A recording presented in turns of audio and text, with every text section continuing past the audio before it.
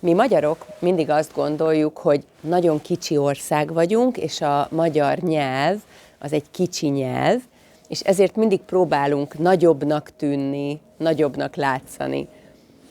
És mindig nagyobbak és fontosabbak szeretnénk lenni, és ezért sokat beszélünk arról, hogy vannak világhírű magyarok, vagy magyar Nobel-díjasok, magyar tudósok, magyar színészek, magyar bárki, akit az egész világon ismernek. És nem csak sikeres emberekről szeretünk beszélni, hanem arról is, hogy milyen sikerek voltak például a magyar történelemben. Ebben a hónapban az Easy Hungarian magazinban beszéltünk arról, hogy van egy nagyon népszerű magyar legenda, az, hogy Magyarországnak a 15. században 3 tengerpartja volt, az Adriai-tenger, a Fekete-tenger és a Balti-tenger. És vigyázz, spoiler jön, ez sajnos csak egy legenda, tehát ez soha nem volt igaz, de vannak más legendák is a magyar történelemben. Például az egyik legnépszerűbb a király, Mátyás király. Szerintem sokan ismeritek a Mátyás templomot. Ha voltál Budapesten, akkor biztos, hogy tudod, hogy Budapesten van a Budai vár, és ott a várban van ez a nagyon szép templom, és ez a Mátyás templom, és ez Mátyás király nevét kapta.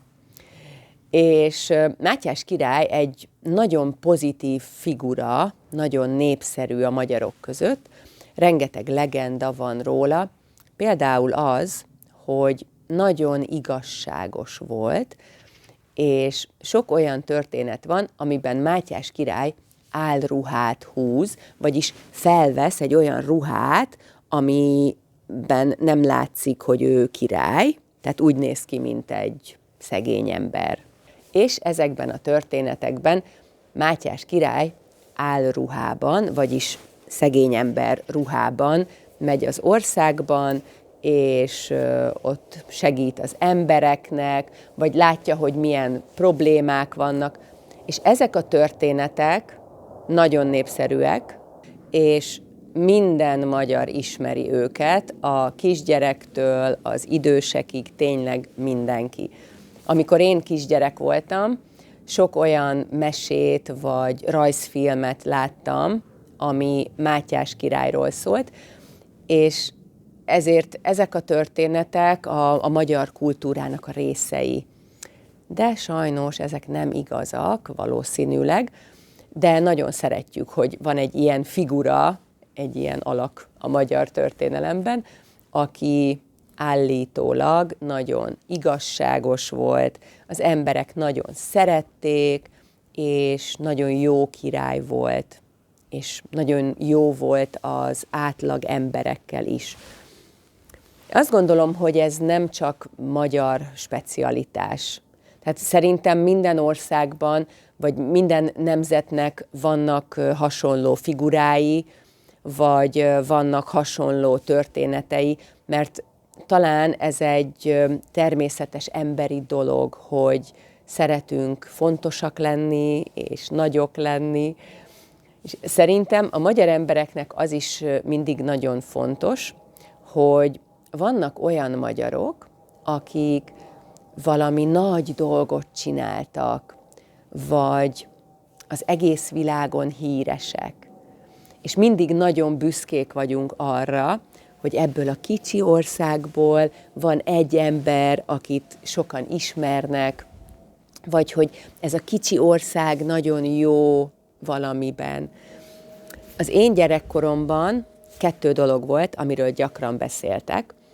Az egyik a magyar olimpikonok, tényleg mindig azt lehetett hallani, hogy egy ilyen pici ország, és milyen sok olimpiai arany, ezüst és bronzérmet szereztek az olimpiákon.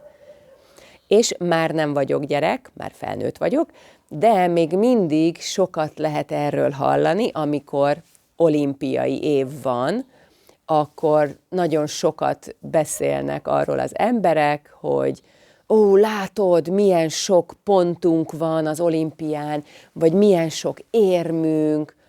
Ugye az érem, ez a kerek dolog, amit a nyakába tesznek. De milyen sok érmünk van az olimpián, pedig milyen kicsi ország vagyunk. És az olimpikonok mellett a másik, amiről mindig hallottam gyerekként, és felnőttként is, ez a sok-sok Nobel-díjas, magyar Nobel-díjas tudós. Nobel-díjat tudósoknak és íróknak adnak, és egy író van, aki Nobel-díjat kapott magyarként, ő Kertész Imre, de a tudósok között nagyon sok olyan van, aki magyar volt, vagy majdnem magyar volt. Mert gyerekkoromban azt gondoltam, hogy tényleg nagyon-nagyon sok Nobel-díjas van Magyarországon. De most már tudom, hogy a nagy részük, tehát a legtöbb magyar Nobel-díjas nem Magyarországon született, vagy nem Magyarországon dolgozott. De én akkor is nagyon büszke vagyok arra, hogy sok-sok olyan tudós kapott Nobel-díjat, akinek van valami magyar kapcsolata, magyar családja volt, vagy lehet, hogy itt született Magyarországon, csak később ment egy másik országba tanulni, vagy dolgozni. És talán ismeritek azt a legendát, vagy mítoszt, nem is tudom, hogy a nyelv és a gondolkodás összefügg, tehát a nyelv és a gondolkodás kapcsolódik egymáshoz. Ez nem mítosz, tehát ez nem legenda, ez igaz. Tehát milyen nyelvet beszélünk, ez fontos a gondolkodásunkban, mert azon a nyelven tudunk gondolkodni, és ezért valahogyan gondolkodunk a világról. Egy klasszikus példa, hogy az eszkimó nyelvekben állítólag nagyon sok szó van a hóra, mert az eszkimó népek, az eszkimó emberek ugye ott élnek a hóban, és ők látják a különbséget, hogy ez ilyen hó, ez olyan hó, stb. És van külön szó ezekre a dolgokra, de a magyar nyelven nincs, mert nekünk, magyar embereknek nincs olyan kapcsolatunk a hóval. És lehet, hogy itt Magyarországon is van több típusú hó, nem tudom, keményebb, vagy vizesebb, vagy valami, de én nem látom a különbséget, és az én nyelvemben, a magyar nyelvben nem tudok erről a különbségről beszélni, de nem is látom, mert a gondolkodásomban, az én fejemben nincsenek azok a kategóriák. Remélem ez érthető és világos. Szerintem ez egy fantasztikus téma és fantasztikus dolog. Na, tehát a nyelv és a gondolkodás kapcsolódik egymáshoz, és van egy ilyen mítosz, vagy legenda, hogy a magyar nyelv nagyon összetett, vagyis nagyon komplex, és azért van sok Nobel-díjas tudós, sok sikeres magyar tudós, mert ha magyar az anyanyelved, vagy nagyon jól beszélsz magyarul, akkor a gondolkodásod is nagyon komplex lesz. És ezért is nagyon jó magyarul tanulni, mert ha nagyon-nagyon jól megtanulsz magyarul, és jól tudsz magyarul gondolkodni, akkor lehet, hogy valamikor Nobel-díjat is kapsz. Jó hangzik, nem?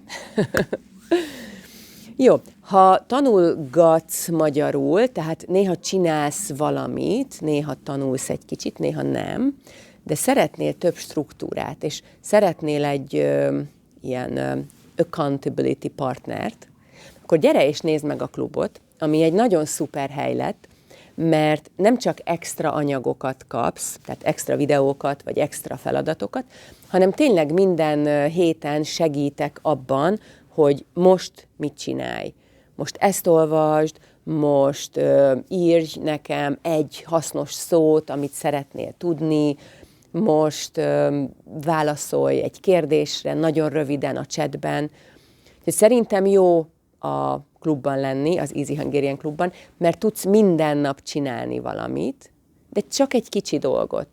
És ez nagyon fontos, ugye, hogy rendszeresen minden nap, vagy majdnem minden nap tanuljunk, és én a klubban konkrétan segítek abban, hogy mit tanulj, hogy hogyan tanulj. Ha nem vagy biztos benne, hogy a klub jó neked, vagy nem, túl nehéz lesz, vagy túl könnyű, vagy túl intenzív, semmi probléma, próbáld ki 1 hónapig, és bármikor lemondhatod. Tehát ki tudod próbálni 1 hónapig, és ha nem jó, akkor nem csinálod tovább. Ennyi. A klubot is megtalálod a patreon.com/Easy Hungarian oldalon, vagy kattints a linkre a leírásban. Remélem hasznos volt ez a videó, és írjátok meg kommentben, hogy ki az a magyar ember, akit ismernek a ti országotokban, vagy a ti kultúrátokban. Tehát ki az a magyar ember, akit ismernek Amerikában, vagy Szerbiában, vagy Japánban, vagy valahol, ahol ti éltek. És persze jó tanulást kívánok. Sziasztok!